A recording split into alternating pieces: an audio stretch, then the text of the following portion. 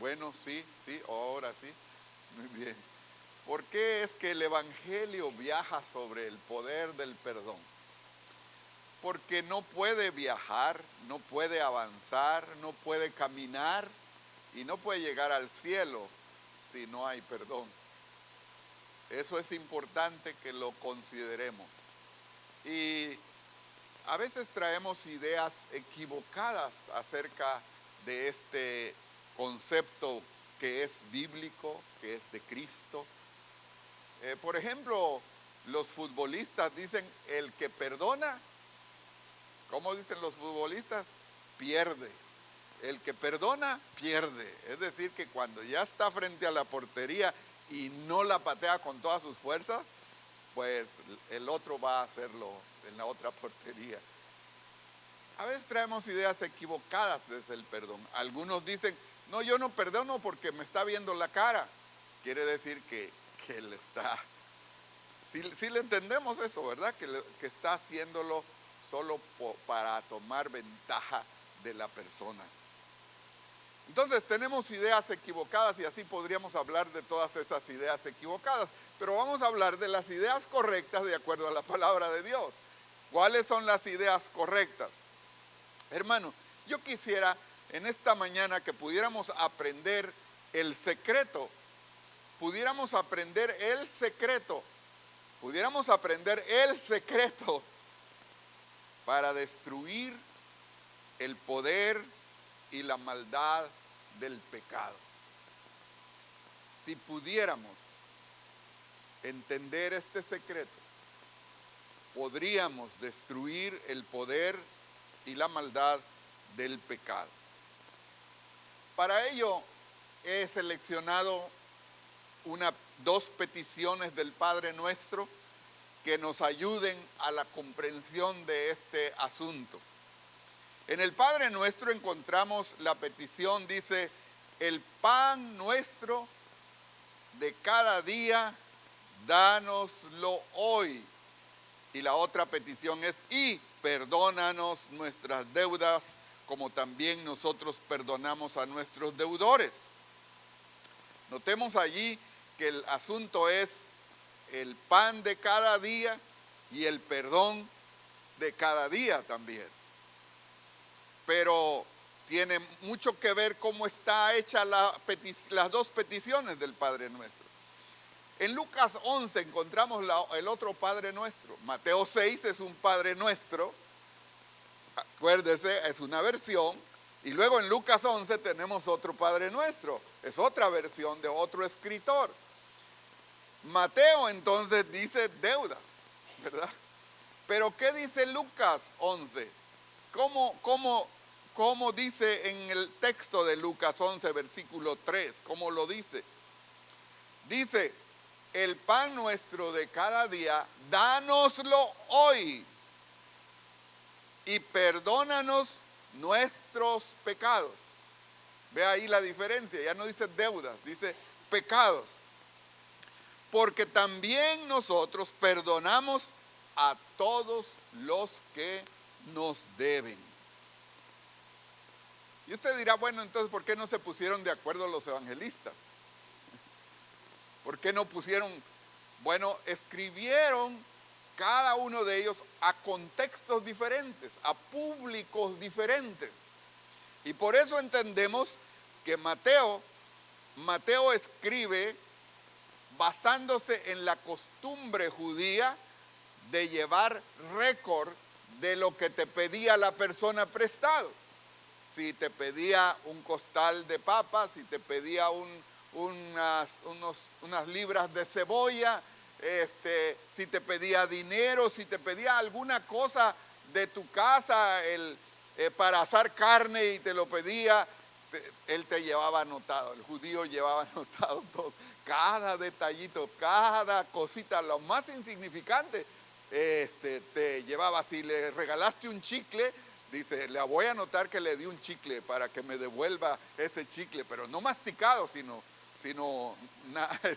bueno, ¿verdad? O sea, él llevaba todos los detalles de lo que le debían. Esa es la mente judía, por eso dicen que tienen mucho dinero. Los judíos donde llegan luego tienen mucho dinero, porque ellos llevan control de lo que hacen por otras personas. Y por eso Mateo habla de deudas. Pero Lucas, recuerden que no fue discípulo de Jesús. Él no estuvo entre los 12. Entonces él, dice el texto, que él investigó. A ver, tú estuviste cuando Jesús enseñó el Padre Nuestro. Y uno dice, sí. A ver, ¿qué dijo? ¿Cómo lo dijo? Y tú estuviste, sí. A ver, enséñame. Entonces Lucas decide tomar la versión más conocida de su tiempo para decir pecados. Y pone el pecados. Pero los dos términos son importantes. Porque Cristo pagó nuestra deuda. ¿Estamos de acuerdo? Él pagó nuestra deuda. Una deuda impagable. Pero Él dice, fuimos comprados con su sangre preciosa. ¿Sí se da cuenta? Entonces, también tiene sentido la deuda que menciona aquí Mateo. Y también Lucas tiene sentido porque solamente la sangre de Cristo nos limpia de todo pecado. Gloria a Dios. Sí está funcionando el micrófono, ¿verdad? Porque entonces ya no voy a gritar, voy a hablar despacito. Sí me oyen, ¿verdad? Sí me oyen. Bueno. Así que tenemos estas peticiones en el Padre Nuestro. Pero quiero que note otra cosa. Y es la conjunción y. Entre las dos peticiones está la conjunción y. ¿Qué quiere decir eso? Quiere decir que las dos peticiones están unidas entre sí. Eso quiere decir que las dos están unidas, que no son dos ideas diferentes, no, son dos ideas que están en el mismo nivel y están unidas entre sí. ¿Eso qué nos dice? ¿Qué nos enseña esta estructura gramatical para poder entender las peticiones del Padre Nuestro? Nos está diciendo que así como queremos el pan de cada día. ¿Sí está oyendo? ¿Está viendo la diferencia? Que así como pedimos el pan para cada día, que también el perdón sea cada día. ¿Sí lo nota? ¿Sí nota lo que está haciendo el escritor? Los dos están hablando de ese asunto. Tenemos la conjunción allí. En otras palabras, así como queremos y necesitamos diariamente el pan, ¿o no lo necesitamos? Yo pienso que sí, yo oro cada día por mis hijos, Señor, provéeles el pan de cada día, ¿verdad? Los papás aquí no oran porque sus hijos tengan el pan de cada día, ¿verdad? Yo oro por la iglesia perseguida, que de alguna manera les llegue el pan de cada día. Oro porque los que están sufriendo un terremoto, una inundación, les llegue el pan de cada día, que de alguna manera tengan un pan en la boca ese día. Siendo que hay millones de personas que solamente comen una vez al día o una vez cada dos días. Hay gente que no tiene para comer. Entonces yo oro y le digo, Señor, oro porque el pan de cada día llegue a esas personas. Pero entonces el escritor sagrado nos está diciendo, así como necesitamos el pan todos los días, y algunos comemos bastante, ¿verdad? 3 veces al día, 4 veces al día, y ya nos vamos a acostar y todavía, en mi caso yo le digo a mi esposa, ¿y qué no habrá algo por ahí? Pero como me tiene castigado, me dice, pues hay verdura y hay fruta, pero yo quiero una torta sabrosa. A veces comemos hasta de más nosotros y damos gracias a Dios porque Él nos da el pan de cada día. Gracias a Dios, porque no le ha faltado a nuestros hijos el pan, porque no nos ha faltado a nosotros.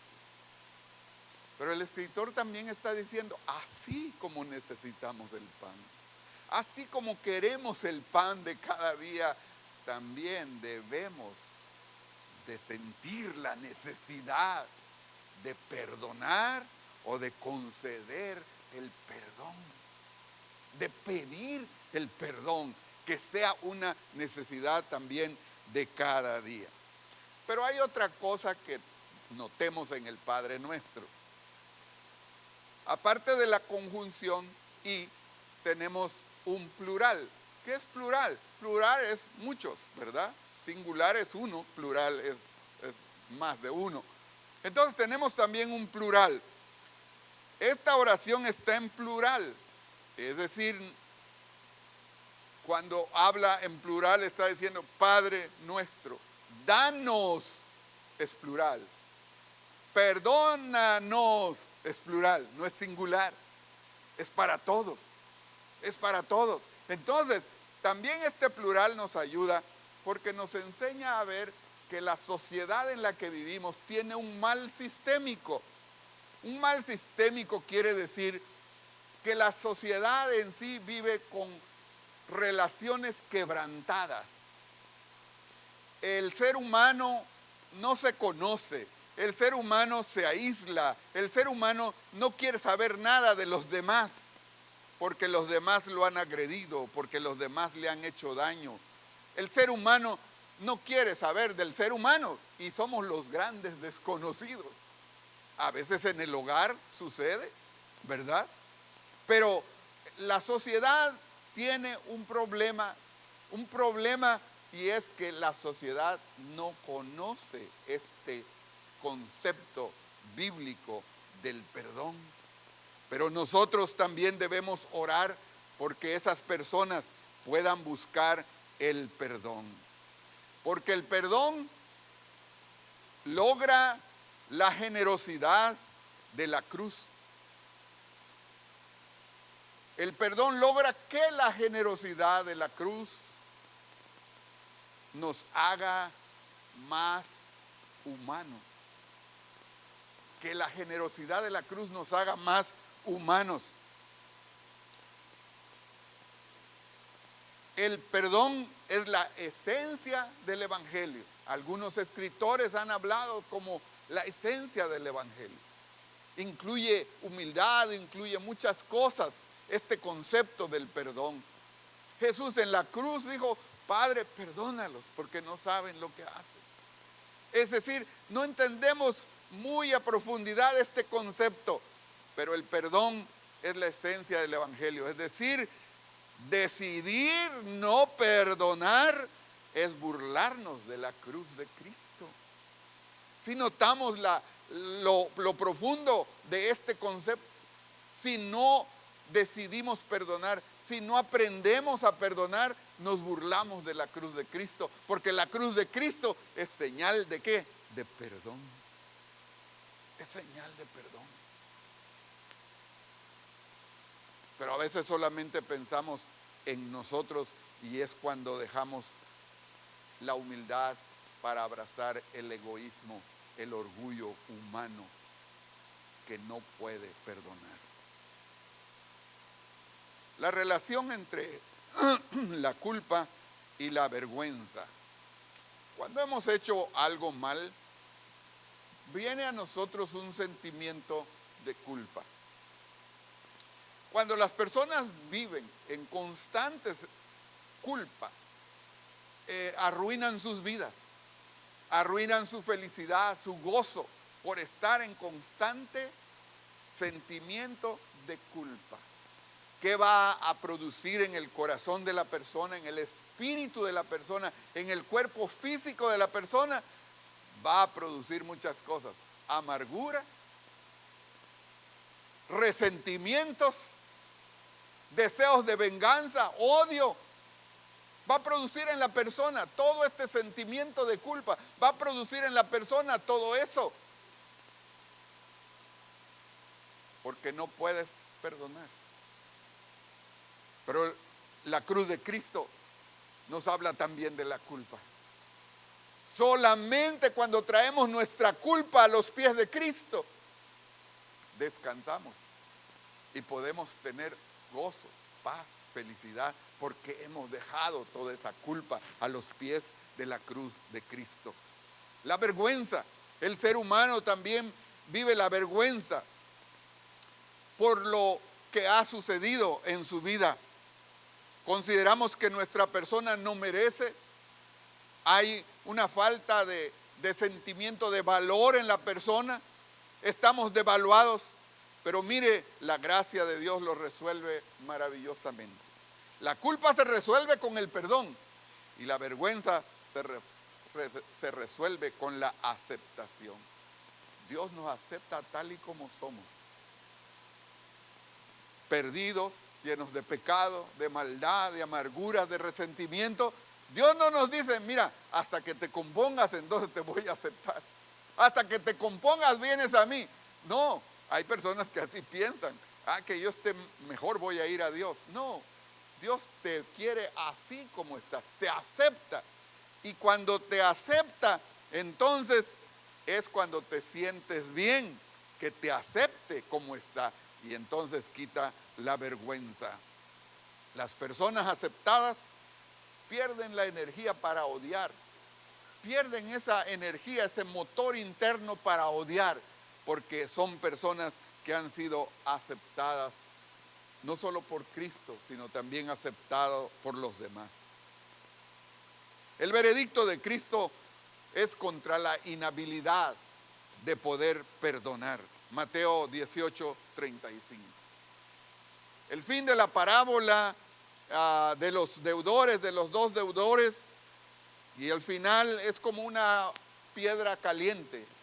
Cuando alguien nos tira una piedra caliente, pues lo que hacemos es tirársela al otro, ¿verdad? Y parece ser que así es lo que Jesús dice aquí en este versículo. Dice, si ustedes no aprenden a perdonar, ¿qué cosa dice? Vea el versículo.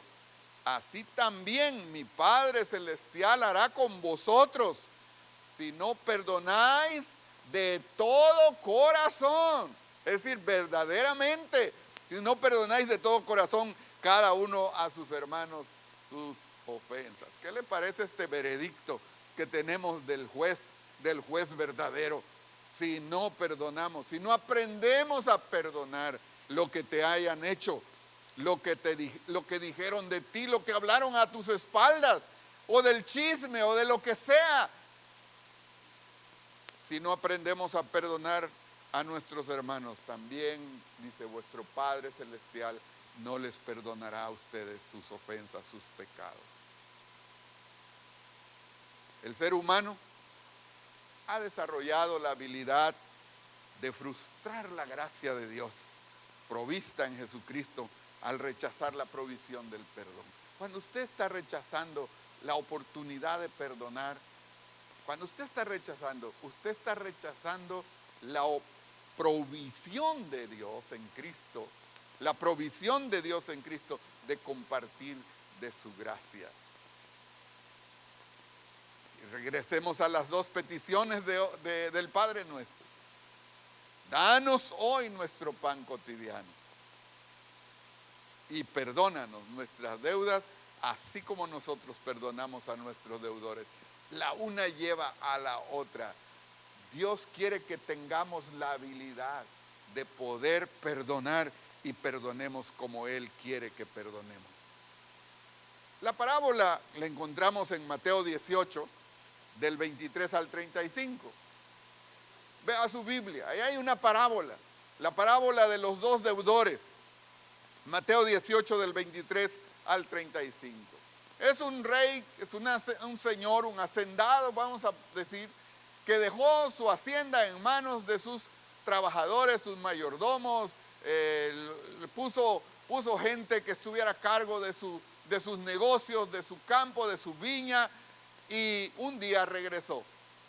Y regresó y llamó a cuentas al más grande de todos, al que quedó a cargo de todo.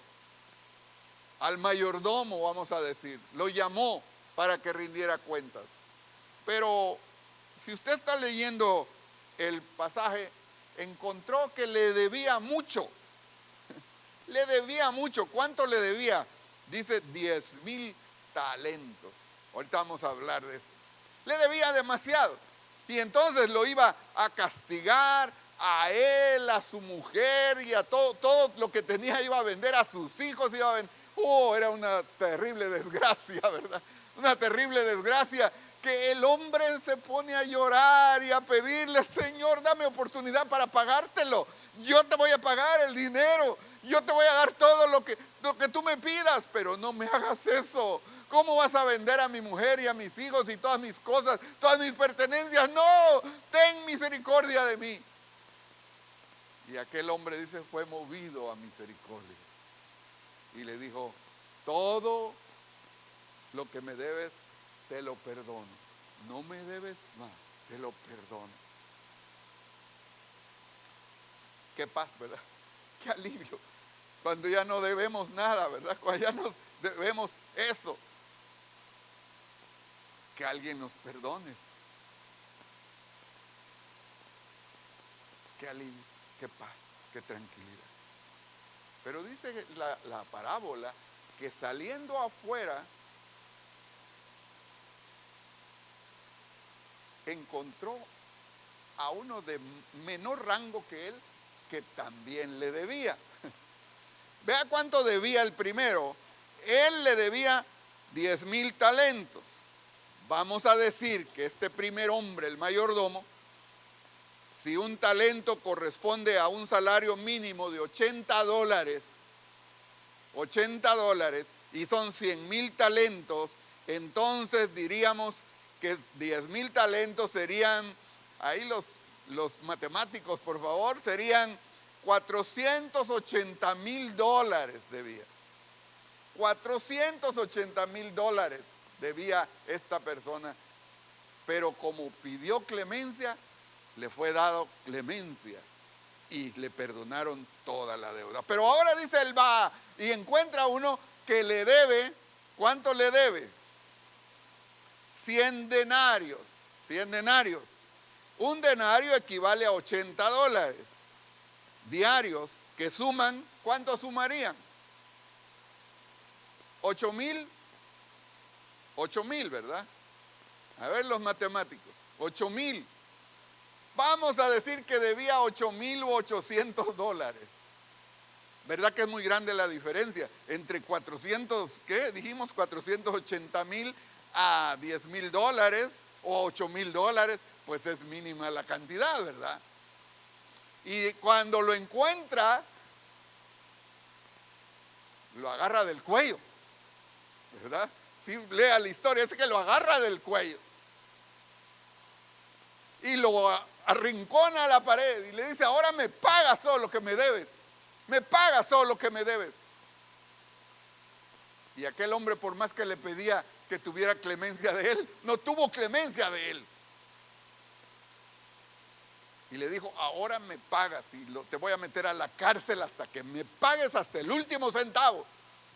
Y así lo hizo. Pero dice que algunos compañeros de trabajo no les gustó eso, porque habían visto cómo el patrón, cómo el jefe, cómo el señor grande de la hacienda le había perdonado a él tanto, y que él no le pudo perdonar un poquito a esa otra persona. Y fueron y se lo comentaron al patrón, se lo comentaron al jefe y le dijeron: mira, pasó esto. Y aquel hombre se enojó, se molestó. ¿Por qué, si yo tuve misericordia de él, él no tuvo misericordia de este más pequeño? Tráiganlo, tráiganmelo aquí y va a pagar todo lo que me debe. Y la expresión del pasaje, si leemos Mateo 6, termina con esa parte del perdón y dice: si no perdonáis a vuestro prójimo, tampoco mi Padre os perdonará a vosotros. Está diciendo lo mismo, ¿verdad? Está diciendo lo mismo la parábola. Está diciendo: si no sabes perdonar a tu hermano, a tu prójimo, entonces tampoco tú recibirás el perdón. Sí, analice usted en su casa la historia, léala otra vez. El perdón rompe el ciclo del pecado, rompe el ciclo de la amargura. El perdón no solo es tolerancia en cosas pequeñas, ¿verdad? ¿Cuántos de nosotros al ir caminando en el mall o en algún lugar le pisamos el talón a una persona? ¿Cómo le decimos? I'm sorry, ¿verdad? Así le decimos, I'm sorry, perdón, discúlpeme, disculpe. Cosas pequeñas. Pero hay otras cosas más grandes que nos duelen, que nos lastiman. Y probablemente es en el matrimonio. La esposa, el esposo, los hijos nos hacen algo que nos duele, que nos lastima. Pero aquí estamos viendo que el perdón va a ayudar a esos matrimonios a poder sobrevivir y a sobreponerse ante las vicisitudes y dificultades de la vida matrimonial. El perdón es el milagro de Dios para la destrucción del pecado. En una comunidad como la nuestra debemos aprender a perdonar a los demás. ¿Le parece bien? ¿O está muy equivocada la Biblia? Está muy equivocado. ¿Sabe que este concepto lo quieren usar el mundo secular también? ¡Qué bueno que lo usen! ¡Qué bueno! Pero nosotros creo que tenemos claramente la iluminación de la palabra de Dios. Y todavía Pedro dice, Señor, ¿y cuántas veces lo voy a perdonar a mi hermano? ¿Cuántas veces? Pensó que Jesús le iba a decir, poquito porque es bendito. No. ¿Será que lo voy a perdonar 7 veces y ya? Porque el 7 tenía mucha importancia en la numerología hebrea. 7 veces, no. Hasta 70 veces 7. Y yo espero que nosotros no estemos contando las veces, sino que lo estemos haciendo. Porque la idea de Cristo era que aprendiéramos a perdonar. Es pedagógico, es decir, es una actividad pedagógica. Si lo practicamos, lo aprendemos. Y por eso en esta mañana yo he orado por este tiempo, este momento para la iglesia. Y yo sé que el Espíritu de Dios se ha movido en medio de nosotros, se está moviendo y te está hablando a ti.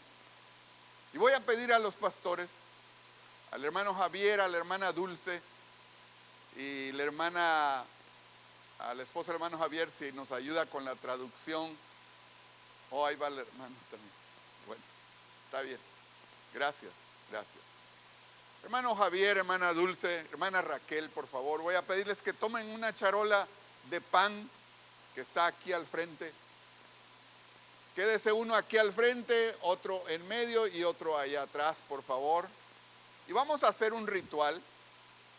El ritual que vamos a hacer hoy es que de este pedazo de pan que está ahí en la charola, no es un pan duro, es un pan dulce, es un pan blando, así que no le va a costar comer el pan. Pero lo vamos a hacer de esta manera. Lo vamos a hacer de esta manera. Si usted quiere ir a pedirle perdón a alguien, va usted a agarrar un pedacito de pan y lo va a llevar a esa persona y lo va a partir y entre los dos se van a comer el pedacito de pan. No es muy grande, no van a tardar mucho. Hermano, por favor, aquí, hermana Dulce, allá en medio, por favor, en medio del pasillo para que así todos puedan salir. Pero usted no va a ir a pedir perdón, usted va a conceder el perdón. Y va a ir a decirle a aquella persona, mira, tú me hiciste tal cosa, pero yo te perdono. No solamente pedir perdón, sino conceder el perdón, que son las cosas que tenemos que hacer. Si es con su esposa, está bien. Si es con su esposo, con quien quiera que sea. Usted pueda levantarse e ir, porque yo quiero hacer una oración al final esta mañana de compartir el pan para pedir perdón. Puestos de pie, por favor.